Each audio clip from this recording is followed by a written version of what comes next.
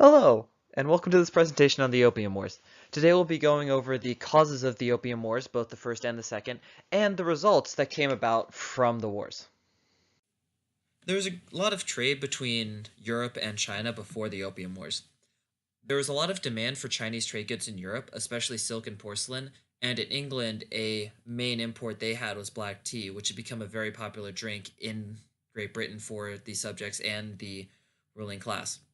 However, China had very little demand for European goods. In fact, they would only accept silver as payment for the goods they gave to European traders. This led to a very large imbalance in trade that benefited the Qing dynasty in China at the time and very much annoyed Great Britain, who was having some economic difficulties at this time. Now, when Europe wanted to trade with China, they had to abide by something called the Canton system, which China set up because they were scared of foreign influence on Chinese mainland culture and the people. So, what they had was you could only dock at one port in Canton, and trade had to go through a group of Chinese merchants called the Kohong, and they essentially had a monopoly on all trade coming into Canton. And there was no way for European traders to air their grievances because foreigners were not allowed to contact any government officials of China. They explicitly had to deal with the Chinese merchants and no one else.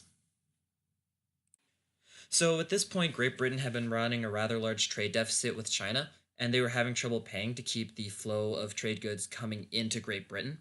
They had recently lost their colonies in the Americas, which had been supplying Great Britain with silver, and so they needed something to try and balance the trade deficit with China out. And they decided to start selling opium to the Chinese people. And they did this because opium is illegal to sell for recreational use in China. So what Great Britain did was they grew and made opium in India, the area of India that borders China, and they would sell it in that area that borders China in India. They would sell it in India where it was legal, and the opium would be smuggled across to China by smugglers. The opium use would grow as more and more was smuggled into China, and it would spread far from Canton, where it is originally introduced. And this led to China wanting to crack down on opium use that they saw as corrupting their people. After various ineffective means of cracking down on opium, China let Lin Zexu become the main person in charge of stopping this opium epidemic.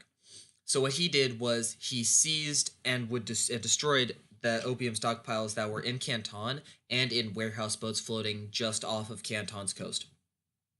This very much angered Great Britain, and they began a blockade of Canton, leading to the First Opium War. The British soldiers had the upper hand, the British Navy had the upper hand, and the British soldiers advanced on the Chinese interior and attempted to cripple China's economy. British fleet captured what was known as the Grand Canal, which was China's main way of distributing grain throughout the empire, and basically just forced China into submission and to sign the Treaty of Nanking, ending the First Opium War on August 29th, 1842. The Treaty of Nanking was very good for Great Britain and is actually known as one of the unfair treaties in Chinese history. The treaty first off abolished the Kong monopoly, which was a major issue in European trade. It opened up 4 additional trading ports, so they no longer had to trade just in Canton. They had a fixed tariff on European goods, so it was no longer fluctuating. And Hong Kong Island was actually ceded to the British Empire. China was also required to pay for both the opium they seized and destroyed, as well as pay war reparations to Britain. After the Treaty of Nanking, the British were honestly generally unsatisfied with the concessions they had been granted and wanted more. At one point, Chinese officials boarded a British ship known as the Arrow that was docked in Canton and arrested Chinese crew members and also allegedly lowered the British flag, which really angered Great Britain. In addition, France was angry over the execution of a missionary, Father Auguste Chapdelaine, who was preaching Christianity in China at the time. Great Britain utilized the boarding of the Arrow and the arrest of their sailors as an excuse to go to war with China and try and extract more concessions out of them for European trade. France also wanted to do this and used the death of their missionary as their reason to join the war against China and with Great Britain. A British warship began bombarding Canton about one shot every hour. Chinese retaliated by burning factories in Canton. France and British forces marched on Canton and captured it. And there was a pause in the Second Opium War with the signing of the treaties of Tientsin that would put hostilities on hold for a small amount of time.